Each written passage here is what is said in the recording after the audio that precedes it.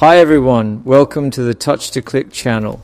Today in this video we'll show you how to fix auto shutdown in Windows 11, especially if your computer is shutting down randomly without any clear reason. Now let's get started. Step 1.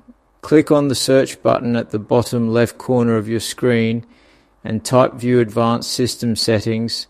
Press Enter to open it. Step 2.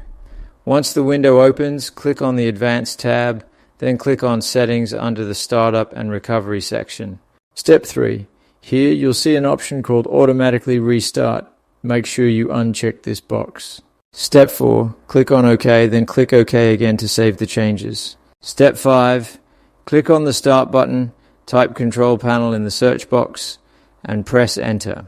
Step 6. Now click on System and Security and click on Power Options.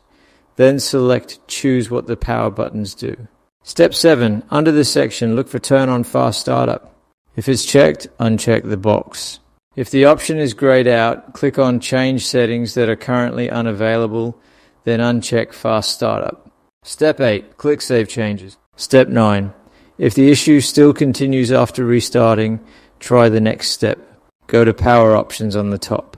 Click on Change Plan Settings next to the Balanced Power Plan. Now select Change Advanced Power Settings. Step 10. In the new window, expand hard disk and then expand turn off hard disk after. Change the value to never. Click Apply, then click OK. Restart your computer and check if the issue is resolved. Thanks for watching, and don't forget to subscribe to Touch to Click for more helpful Windows tutorials.